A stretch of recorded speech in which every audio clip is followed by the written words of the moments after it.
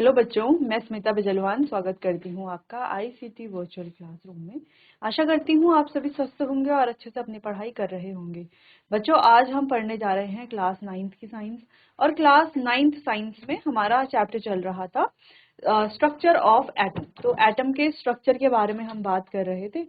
तो हमने J Thomson का मॉडल देख लिया था, ठीक है, रदरफोर्ड्स मॉडल देख लिया था, बोर्स मॉडल देख लिया था एटम का, ठीक है। उसके बाद हम बात कर रहे थे वैलेंसी की, है ना, उसी मॉडल को ही हम थोड़ा डिस्कस कर रहे थे डिटेल में, ठीक है। तो हमने उसको डिस्कस कर लिया था कंप्लीटली, ठीक। तो उसके आगे का जो चैप्टर है उसे हम आज कंटिन्यू करेंगे।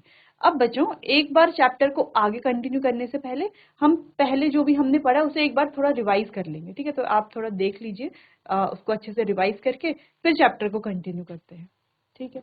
चलिए, तो सबसे पहले हमने चार्ज पार्टिकल्स के बारे में बात की थी। फिर हमने देखा कि मैटर जो है उसमें चार्ज पार्टिकल्स होते हैं, ठीक है। फिर हमने बात की थी एटम के स्ट्रक्चर के बारे में, जहां पर हमें पता चला कि डाल्टन जो थ्योरी थी, जिसमें डाल्टन ने कहा था कि एटम इनडिस्ट्रक्टेबल है और इनडिविजिबल है, तो वो थ्योरी क्या होती है, यहाँ पर गलत प्रूव होती है, ठीक है। और हमें पता चलता है कि जो एटम है वो इनडिस्ट्रक्टेबल और इनडिविजिबल नहीं है, बल्कि कैसा है, डिविजिबल है। इसके 3 सब एटॉमिक पार्टिकल्स हैं, इलेक्ट्रॉन, प्रोटॉन एंड न्यूट्रॉन। अगर हम यहाँ पर इलेक्ट्रॉन, प्रोटॉन और न्यूट्रॉन की डिस्कवरी के बारे में बात करें, तो इलेक्ट्रॉन की डिस्कवरी की जे थॉमसन ने, प्रोटॉन की रदरफोर्ड ने और न्यूट्रॉन की चैडविक ने, ठीक है। चलिए, तो ये तीनों भी हमने देख लिया था। बाकी अगर हम यहाँ पर चार्ज और मास की बात करें, तो इलेक्ट्रॉन का और प्रोटॉन का और न्यूट्रॉन के मास की अगर हम बात करें, तो इलेक्ट्रॉन का मास प्रोटॉन और न्यूट्रॉन के मास के कंपैरिजन में बहुत ज्यादा कम होता है। ये कितना कम होता है? इलेक्ट्रॉन का जो मास है लगभग 200 गुना कम होता है प्रोटॉन से। अब देखो, अगर हम 1 गुना, 2 गुना, 3 गुना की बात करें तो भी चलता है थोड़ा बहुत, 200 गुना यानी कि बहुत ज्यादा कम मास होता है इलेक्ट्रॉन का। इस वजह से इलेक्ट्रॉन का मास किया जाता है नेग्लेक्ट, ठीक है। अगर हम बात करें इलेक्ट्रॉन के मास की, कितना होता है, 9.11 इंटू 10⁻31 kg, ठीक है, अगर हम केजी में कहें। और प्रोटॉन और न्यूट्रॉन का मास लगभग सिमिलर होता है, 1.67 इंटू 10⁻27 kg। क्लियर?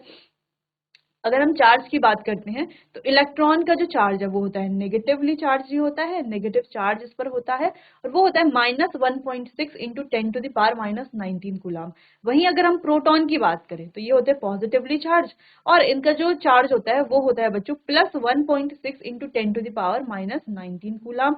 और अगर हम न्यूट्रॉन की बात करें, तो ये न्यूट्रल होते हैं, इन पर कोई चार्ज नहीं होता, तो इस पर जो टोटल चार्ज है वो होता है 0। अगर हम टोटल ऐसे चार्ज की बात करें, तो इलेक्ट्रॉन होता है -1, प्रोटॉन +1 और न्यूट्रॉन होता है 0। लेकिन अगर हम वैसे नंबर्स में देखें, प्रॉपर अगर हम देखें, तो इलेक्ट्रॉन का जो चार्ज है वो होता है -1.6 इंटू 10⁻19 कूलम। अगर हम मास की बात करें, तो 9.11 इंटू 10⁻31 kg। प्रोटॉन के मास या चार्ज की बात करें, तो चार्ज तो होता है +1.6 इंटू 10⁻19 कूलम। देखो, इन दोनों का चार्ज क्या है, लगभग लगभग क्या बराबर ही है, लेकिन साइन अपोजिट है, एक नेगेटिव है एक पॉजिटिव है। इसके मास की बात करें, तो मास यहाँ पर होता है 1.67 इंटू 10⁻27 kg, ठीक है। यहाँ पर चार्ज होता है 0 और मास होता है 1.67 इंटू 10⁻27। क्लियर है? फिर हमने एटम फिर हमने एटम का स्ट्रक्चर देख लिया था, जे थॉमसन का जो जो जे थॉमसन ने स्ट्रक्चर दिया था, सॉरी मॉडल दिया था एटम का, ठीक है। तो उन्होंने कहा था ये किसकी तरह है, वाटरमेलन की तरह है या प्लम पुडिंग की तरह है, ठीक है। कैसे कि जो ये जो रेड वाला पार्ट है ये क्या है, पॉजिटिव इस पे, और इलेक्ट्रॉन इस पर क्या है, एम्बेडेड है, ठीक है। और इन्होंने बताया था कि इलेक्ट्रॉन, ये एटम क्या है, इलेक्ट्रिकली न्यूट्रल है। फिर हमने रदरफोर्ड्स मॉडल देखा था, जहां पर हमने देखा था ये वाला एक्सपेरिमेंट, अल्फा पार्टिकल की स्कैटरिंग की जा रही थिन गोल्ड फॉइल शीट पर, और इसके बाहर से फ्लोरेसेंट स्क्रीन रखी गई है। यहाँ पर हमने ऑब्जर्व 3 ऑब्जर्वेशन हमने देखी, ये जो पार्टिकल हैं, कुछ पार्टिकल सीधा ट्रैवल कर रहे थे, कुछ पार्टिकल कुछ एंगल से डेविएट कर रहे थे, बहुत कम, और बहुत कम यानी कि 12,000 में से लगभग एक पार्टिकल ऐसा था जो बाउंस बैक कर रहा था। तो ऐसा क्यों हो रहा था, इसका हमने कंक्लूजन देख लिया था, ठीक है। अब ऐसा क्यों हो रहा था, एटम के बहुत ज्यादा एटम में जो सॉरी जो न्यूक्लियस है, न्यूक्लियस में है हमारे पास प्रोटॉन और न्यूट्रॉन। इसका बहुत स्मॉल साइज है, यानी कि पॉजिटिव चार्ज का एक बहुत स्मॉल साइज है, और ये एक बहुत छोटी सी जगह पर कंसंट्रेटेड है, ठीक है। और इलेक्ट्रॉन जो है वो कैसा है, देखो न्यूक्लियस तो बहुत छोटा है, जिस वजह, और एटम क्या है, बड़ा है, जिस वजह से जहां ज्यादातर जो पार्टिकल थे वो सीधा ट्रेवल कर जा रहे थे, ठीक है, स्पेस होने की वजह से। दूसरा, बाउंस बैक क्यों कर रहे थे और डेविएट क्यों कर रहे थे कुछ एंगल से, क्योंकि पॉजिटिव चार्ज बहुत कम जगह पर है, इसलिए बहुत कम ही डिफ्लेक्ट कर रहे थे और बाउंस बैक कर रहे थे, ठीक है। फिर बोर्स मॉडल हमने देख लिया था, शेल्स के बारे में बात करी थी, कौन से शेल में कितने इलेक्ट्रॉन फिल कर दिए जाएंगे ये देखा था, ठीक है। एटम का मास क्या होता है ये देख लिया था, ठीक है। फिर कुछ इंपॉर्टेंट पॉइंट्स भी थे ये देख लिए थे। वैलेंसी क्या होती है, वैलेंसी कैसे निकालेंगे ये देख लिया था, ठीक है। वैलेंसी के बारे में बात हो गई थी लास्ट लेक्चर में, हम वैलेंसी को ही डिस्कस कर रहे थे, ठीक है। नेगेटिव वाली वैलेंसी, नेगेटिव वाली कोई वैलेंसी नहीं है, ठीक है। वैलेंसी कैसे निकालेंगे, जैसे ऑक्सीजन वगैरह भी है तो इसमें भी हम आसानी से वैलेंसी निकाल सकते हैं, ठीक है। तो वैलेंसी तक तो लास्ट लेक्चर में हो गई थी बात, क्लियर। बात करते हैं एटॉमिक नंबर की, ठीक है। तो चलो एटॉमिक नंबर को समझते हैं। एटॉमिक नंबर को समझने से पहले आप वैलेंसी वाला जो कॉन्सेप्ट है एक बार रिवाइज कर लीजिए, ठीक है, आगे क्योंकि काम आएगा ये हमारे।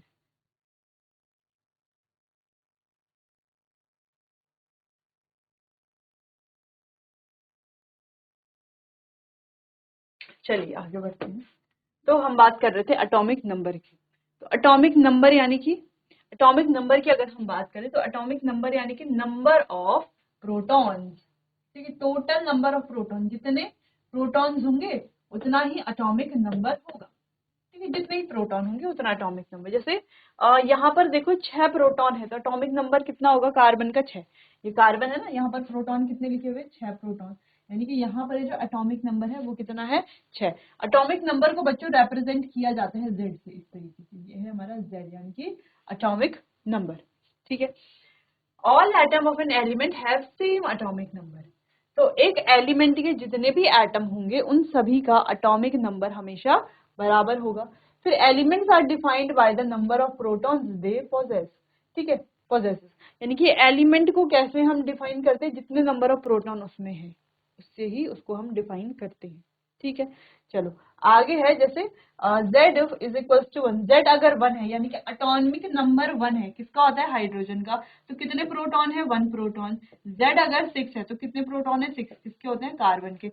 वहीं हम कहें z अगर 15 है तो क्या होगा, एटॉमिक नंबर भी क्या होगा, 15। z अगर 7 है तो एटॉमिक नंबर भी 7।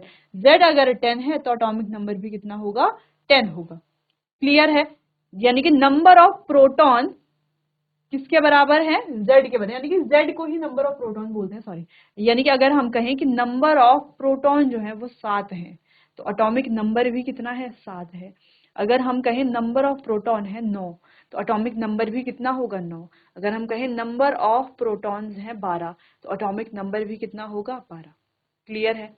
चलो मान लो नंबर ऑफ प्रोटॉन्स कितने हैं, मान लो किसी में नंबर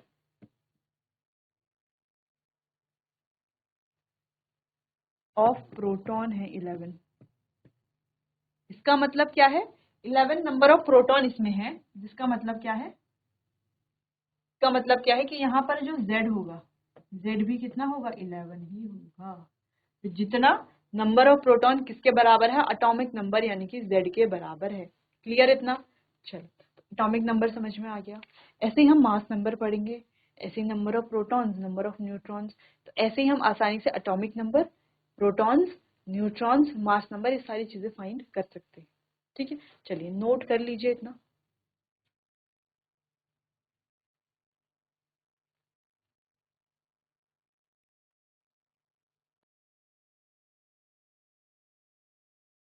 चलिए अगला है हमारे पास मास नंबर। मास नंबर को डिनोट किया जाता है ए से, ठीक है। अगर हम मास नंबर की बात करें तो number of protons plus neutron कि क्या होता है, मास नंबर, ठीक है। Total number of protons and neutrons क्या बताता है ये, इनका जो सम है न्यूट्रॉन्स का और प्रोटॉन्स का, यही क्या होता है हमारा मास नंबर, ठीक है। Mass number of an atom, mass of an atom is practically due to protons and neutrons. अगर हम मास की बात करें, जैसे अभी तक हमने पढ़ा था ना, अभी तक हमने क्या पढ़ा कि एक एटम है, अभी तक हमने क्या पढ़ा था बच्चों, कि इस तरीके से मान लो हमारे पास कोई एटम है और बीच में क्या है उसका न्यूक्लियस है ना, न्यूक्लियस। अब ये जो न्यूक्लियस है, यहीं पर जो सारा मास है इस एटम का, ये क्या करता है, रिजाइड करता है, ठीक है, यहीं पर ही रहता है सारा मास, ठीक है। अब ये मास किस वजह से, क्योंकि हमें तो सिर्फ इतना पता है कि यहाँ बीच में न्यूक्लियस में रहता क्या है, प्रोटॉन्स रहते हैं प्लस न्यूट्रॉन रहते हैं, यानी कि जो टोटल मास है वो किसकी वजह से, प्रोटॉन और न्यूट्रॉन की वजह से है, ठीक है। इलेक्ट्रॉन का यहाँ पर कोई भी रोल नहीं है। क्यों नहीं है, क्योंकि हमें पता है कि जो मास ऑफ प्रोटॉन है वो बराबर है मास ऑफ न्यूट्रॉन के, जो कि बहुत ज्यादा है किससे, मास ऑफ इलेक्ट्रॉन से।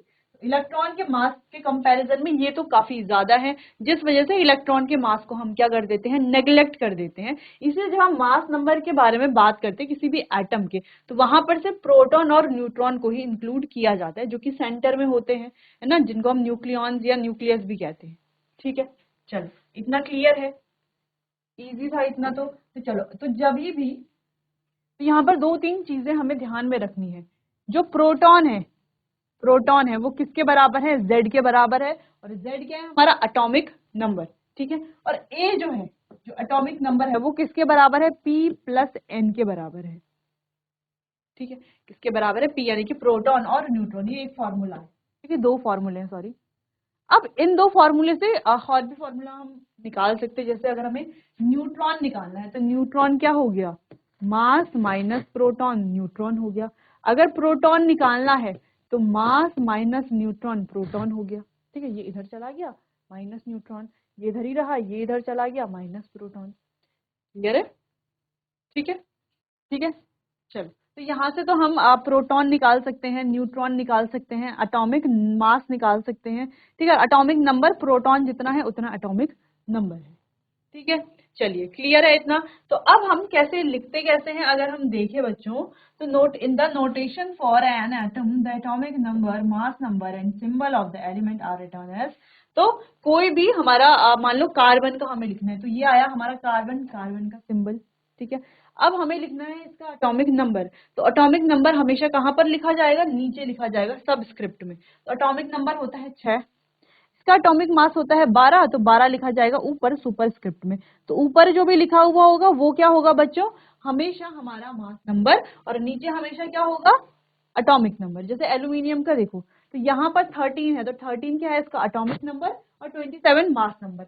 वहीं यहाँ पर देखो 7 क्या है, नाइट्रोजन का एटॉमिक नंबर, और 14 क्या है, मास नंबर। तो इस तरीके से लिखा जा सकता है, ठीक है। तो हमेशा या तो हम इसको इस तरीके से लिख लें, या तो हम ये 6 यहाँ पर लिख लें, ये 12 यहाँ पर लिख लें, या तो हम ये 6 भी यहाँ पर लिख लें और ये 12 यहाँ पर लिख लें, ठीक है। या तो हम ये 6 भी यहाँ लिख लें, ये 12 भी यहाँ लिख लें, ठीक है। तो इन सारे कंडीशंस में से कोई भी कंडीशन में हम लिख सकते हैं, लेकिन ध्यान रखना है कि एटॉमिक नंबर हमेशा नीचे रहेगा। हमें ऐसे कभी भी नहीं लिखना है कि 12 नीचे लिख दिया और 6 ऊपर कर लिया, ये एटॉमिक नंबर है या मास है, नहीं, ऐसा नहीं लिखना है, ये क्या हो जाएगा, गलत हो जाएगा। तो सिंपल सा फॉर्मूला, सिंपल सा आपने देख लिया होगा, जैसे यहाँ पे लिखा भी गया है, देखो अब देखते हैं इसे।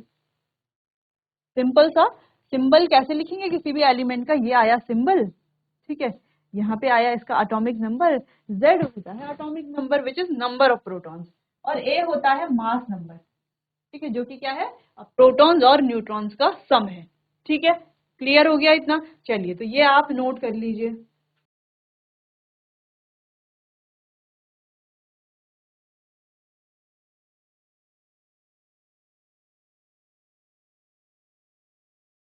चलिए, क्लियर, आगे बढ़ते हैं।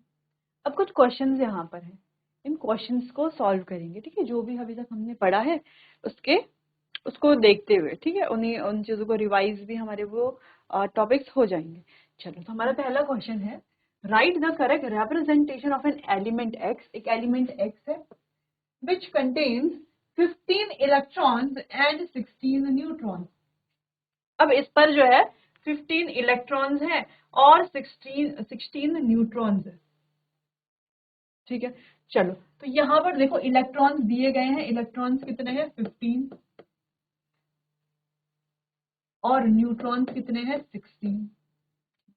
The correct representation of an element, कोई एलिमेंट एक्स है, उसका करेक्ट रिप्रेजेंटेशन यानी कि यहाँ पर आएगा उसका Z यानी कि एटॉमिक नंबर, यहाँ पर आएगा A यानी कि इसका मास नंबर। इस तरीके से रिप्रेजेंट करना है हमें, ठीक है, इस तरीके से रिप्रेजेंट करना है।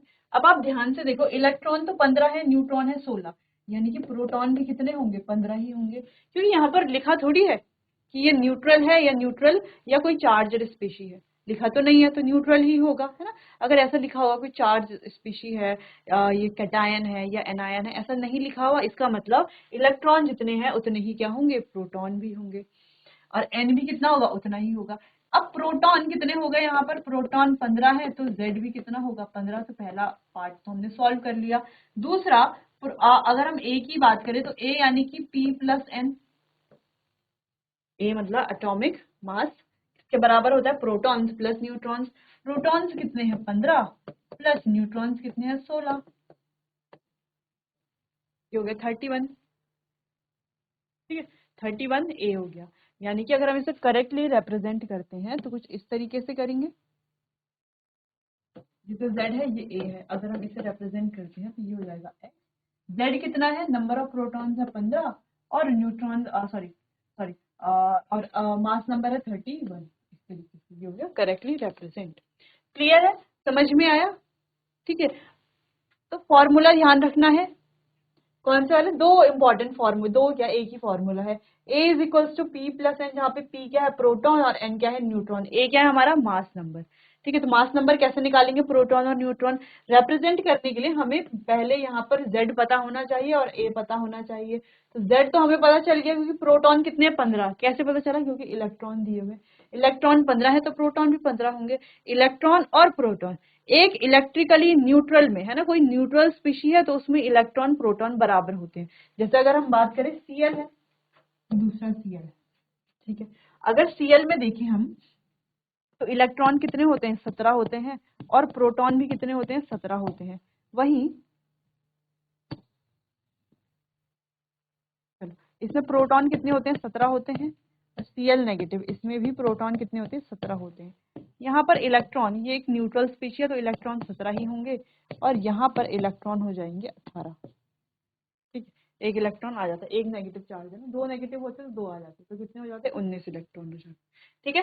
तो चार्ज स्पीशी में और जो न्यूट्रल स्पीशी है वहां पर यही डिफरेंस है। तो यहाँ पर बताया नहीं गया कि ये स्पीशी चार्ज है या न्यूट्रल है, ठीक है। तो न्यूट्रल ही होगी, अगर चार्ज नहीं दिया हुआ है तो हम इसे न्यूट्रल ही मानेंगे। क्लियर, तो आसानी से हम निकाल सकते हैं। चलिए, तो ये वाला क्वेश्चन आप नोट कर लीजिए, फिर आगे बढ़ते हैं, नेक्स्ट क्वेश्चन सॉल्व करेंगे।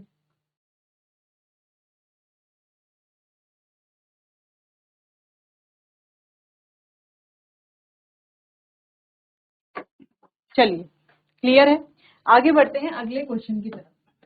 अब अगला क्वेश्चन आप ध्यान से देखो, what are the atomic number, mass number and valency of atom X Y Z. तो हमें दिया गया है एक्स, ये वाला, ये है वाई, और ये है जेड, ठीक है। अब हमें यहाँ पर बताना है एटॉमिक नंबर। एटॉमिक नंबर को हम रिप्रेजेंट करते हैं जेड से, तो इसके लिए और इसके लिए जेड बताना है। दूसरा बताना है हमें ए यानी कि मास नंबर, ठीक है। और तीसरा हमें बताना है वैलेंसी, ठीक है। चलो, तो आसानी से निकाल सकते हैं। चलो एक बार आप खुद से ट्राई कीजिए। अच्छा, फॉर्मूला क्या है, एटॉमिक मास नंबर निकालने का, न्यूट्रॉन्स प्लस प्रोटॉन, ठीक है, और Z is equals to number of proton, ठीक है। चलो, अच्छा, यहाँ पर जो N है इसका मतलब है नंबर ऑफ न्यूट्रॉन्स, और P है उसका मतलब है नंबर ऑफ प्रोटॉन। चलो, तो सॉल्व कर लिया होगा आपने अभी तक, तो इजी था क्वेश्चन। तो देखो, यहाँ पर है 5 प्रोटॉन और 6 न्यूट्रॉन, कितने हो गए टोटल। अब देखो, प्रोटॉन कितने हैं, 5, यानी कि यहाँ पर एटॉमिक नंबर कितना होगा, 5। यहाँ पर प्रोटॉन कितने हैं, 8, यानी कि एटॉमिक नंबर भी 8।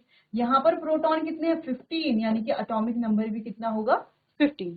क्लियर है। चलो, अब बात करते हैं मास नंबर की, ठीक है। एटॉमिक नंबर तो क्लियर है, इजीली निकाल लेंगे हम। अगर प्रोटॉन्स दिए हुए हैं तो एटॉमिक नंबर निकालना कोई ज्यादा मुश्किल नहीं है। तो चलो, अब बात करते हैं मास नंबर की। तो मास नंबर के लिए हमें न्यूट्रॉन्स और प्रोटॉन्स दोनों चाहिए होंगे, और दोनों यहाँ पर दिए हुए हैं। यहाँ पर हो जाता है ये 6 प्लस 5, ठीक है। यहाँ पर ये हो जाता है 10 प्लस 8, और यहाँ पर ये हो जाता है 16 प्लस 15, यानी कि प्रोटॉन्स प्लस न्यूट्रॉन या न्यूट्रॉन्स प्लस प्रोटॉन बोल लो। यहाँ पर हो जाएगा ये 11, यहाँ पर ये हो जाएगा 18 और यहाँ पर ये हो जाएगा 31। ठीक है, क्लियर। तो एटॉमिक नंबर भी आ गया यहाँ पर, सॉरी मास नंबर भी आ गया यहाँ पर। ठीक है, अब बात करते हैं वैलेंसी की। तो वैलेंसी कैसे निकालेंगे हम, देखो वैलेंसी के लिए अगर हमें यहाँ पर देखो शेल्स दिए हुए हैं ना, ये देखो ये वाला है के शेल, ये है एल और ये है एम। इसमें देखो ये है के शेल, ये है एल, इसमें भी ये के शेल और ये एल शेल है। तो यहाँ पर शेल्स दिए हुए हैं, तो वैलेंसी कैसे निकालेंगे। वैलेंसी निकालने के लिए हमें देखना है जो आउटर शेल है उसमें कितने इलेक्ट्रॉन्स हैं। ठीक है, और अगर आउटर शेल में इलेक्ट्रॉन जितने भी हैं, अब ऑक्टेट कंप्लीट करने के लिए कि हमें कितने इलेक्ट्रॉन या तो रिमूव करने हैं या तो यहाँ पर ऐड करने हैं या तो शेयर करने हैं, वही क्या हो जाती है वैलेंसी। अगर हम वैलेंसी की एक डेफिनेशन दें या हम कहें वैलेंसी क्या है, कंबाइनिंग कैपेसिटी। ठीक है, चलो तो यहाँ पर वैलेंसी की बात करते हैं। तो यहाँ पर देखो 1 2 3, आउटर शेल में कितने इलेक्ट्रॉन है, 3 इलेक्ट्रॉन है। तो ऑक्टेट कंप्लीट करने के लिए कितने और इलेक्ट्रॉन चाहिए, 5 इलेक्ट्रॉन और चाहिए, है ना। या तो कोई और तरीका है इसका ऑक्टेट कंप्लीट करने के लिए, या तो हम ये तीनों इलेक्ट्रॉन भी रिमूव कर दें, या तो ऐसा कर सकते हैं। नेक्स्ट अगर हम यहाँ पर देखें 1 2 3 4 5 6, आउटर शेल में कितने इलेक्ट्रॉन है, 6 इलेक्ट्रॉन है। तो कैसे हम करेंगे, 6 इलेक्ट्रॉन तो है, ऑक्टेट कंप्लीट करने के लिए कितने और चाहिए, 2 चाहिए। तो 2 तरीके, या तो 6 भी किसी को दे दे या तो 2 इलेक्ट्रॉन किससे ले ले, तो 2 ले लेगा, वैलेंसी आ जाएगी। नेक्स्ट 1 2 3 4 5, यहाँ पर कितने हैं, आउटर शेल में 5 इलेक्ट्रॉन है। ठीक है, कितने और चाहिए, 3 और चाहिए। तो 3 और अगर मिल जाएंगे तो ऑक्टेट कंप्लीट हो जाएगा, या तो ये पांचों भी किसी को दे दे। तो 5 इलेक्ट्रॉन देना क्या हो जाएगा, इसके लिए मुश्किल हो जाएगा, क्योंकि देखो जैसे ये पहला इलेक्ट्रॉन अपने शेल से रिमूव करेगा, अभी प्रोटॉन्स तो उतने ही है, लेकिन इलेक्ट्रॉन क्या हो गया, एक कम हो गया, यानी कि पॉजिटिव चार्ज ज्यादा है, नेगेटिव चार्ज कम है। तो पॉजिटिव चार्ज क्या हो जाएगा, उन नेगेटिव चार्जेस को यानी कि इलेक्ट्रॉन्स को होल्ड करके रखेगा टाइटली, जिससे कि दूसरा इलेक्ट्रॉन निकालना काफी मुश्किल हो जाएगा। मान लो हमने दूसरा इलेक्ट्रॉन भी निकाल लिया, तो अब तीसरा इलेक्ट्रॉन निकालना बहुत ज्यादा मुश्किल हो जाएगा, बहुत ज्यादा एनर्जी चाहिए होगी इलेक्ट्रॉन को रिमूव करने के लिए। ठीक है, तो इसीलिए ये वाला काम तो नहीं करेगा इलेक्ट्रॉन को रिमूव करने वाला। हम क्या कर सकते हैं, यहाँ पर इलेक्ट्रॉन डाल सकते हैं ना, ऐड इसको इलेक्ट्रॉन दे सकते हैं। तो 1 2 3 4 5 इसके पास है, और 3 और हम इसको दे देंगे तो 8 हो जाएंगे और इसका ऑक्टेट हो जाएगा कंप्लीट। ठीक है, तो वैलेंसी कितनी हो जाएगी, 3 हो जाएगी। ठीक है, तो ऐसे आप वैलेंसी निकाल सकते हैं। नेक्स्ट है अगला क्वेश्चन। तो चलिए इस क्वेश्चन को आप खुद से ट्राई कीजिए। Helium atom has an atomic mass, atomic mass यानी कि Z, सॉरी ए, एटॉमिक मास कितना है, 4U है। ठीक है, and 2 proton in its nucleus, और इसके न्यूक्लियस में कितने प्रोटॉन है, अगर हम प्रोटॉन की बात करें तो कितने हैं, 2 प्रोटॉन है। How many neutrons does it have, और इसके पास जो न्यूट्रॉन्स है वो कितने हैं, न्यूट्रॉन्स निकालना है।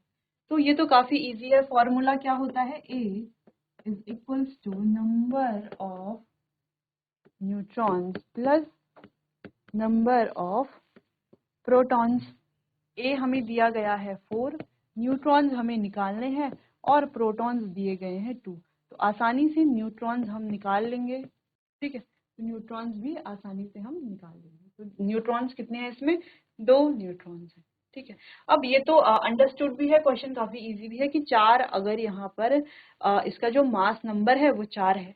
ठीक है, मास नंबर 4 है और प्रोटॉन 2 है, तो बाकी के 2 क्या होंगे, न्यूट्रॉन ही तो होंगे। अच्छा, तो चलो मास नंबर तो यहाँ पर दिया हुआ है, लेकिन अगर आपसे पूछा जाए कि यहाँ पर Z यानी कि एटॉमिक नंबर कितना है, तो क्या आप एटॉमिक नंबर बता सकते हो, क्या आप बता सकते हो एटॉमिक नंबर कितना होगा, सोचिए। अच्छा, हमने पढ़ा था एटॉमिक नंबर यानी कि Z जो है वो किसके बराबर होता है, नंबर ऑफ प्रोटॉन के बराबर होता है नंबर ऑफ प्रोटॉन के बराबर।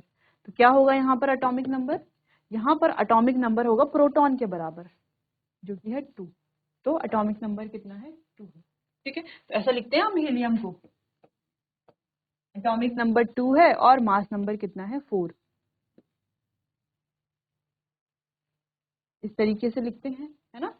हमारे पास x कोई एलिमेंट है, यहाँ पर नीचे जो है इसका एटॉमिक नंबर लिखा जाता है और ऊपर इसका मास नंबर लिखा जाता है। ऐसा ही तो करते हैं हम, ऐसे ही तो रिप्रेजेंट करते हैं इसको, है ना, इसके सिंबल को। क्लियर है ये वाला क्वेश्चन भी? चलिए तो इसे आप एक बार देख लीजिए।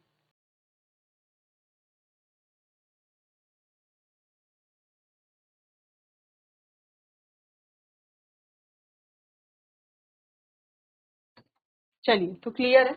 अच्छा, अगला क्वेश्चन है, calculate the number of neutrons, यानी कि न्यूट्रॉन्स यहाँ पर कैलकुलेट करने हैं। एटॉमिक नंबर यानी कि Z यहाँ पर कैलकुलेट करना है। मास नंबर यानी कि A भी यहाँ पर कैलकुलेट करना है। Present in the nucleus of an element X which is represented as, अच्छा एक एलिमेंट दिया गया है कुछ इस तरीके से, ठीक है, इस तरीके से, और यहाँ पर आपको M, Z और A तीनों चीजें क्या करनी है, कैलकुलेट करनी है। तो कैसे करोगे, तो आप स्टार्ट करो Z से, है ना, Z आसान है। तो यहाँ पर देखो, हमें पता है ये जो X है कि यहाँ पर होता है Z और यहाँ पर क्या होता है A। तो ऑफ कोर्स जो एटॉमिक नंबर है Z, यानी कि एटॉमिक नंबर पहला,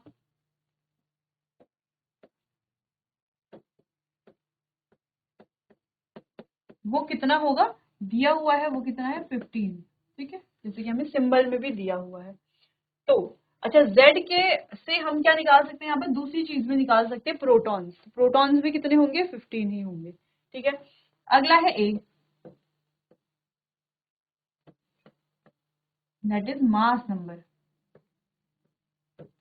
मास नंबर कितना दिया गया है, अगर आप देखो यहाँ पर तो 31 मास नंबर यहाँ पर है, ठीक है। तो 31 क्या हो गया उसका मास नंबर। अब हम निकालते हैं तीसरा, जो कि है number of neutrons is equals to mass number minus protons. Protons यानी कि नंबर ऑफ प्रोटॉन्स,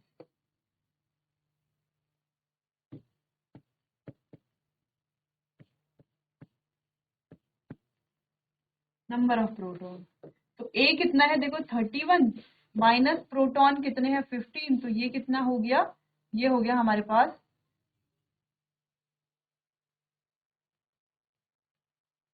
16, ठीक है। तो कितने हमारे पास न्यूट्रॉन हो गए, 16 न्यूट्रॉन हो गया।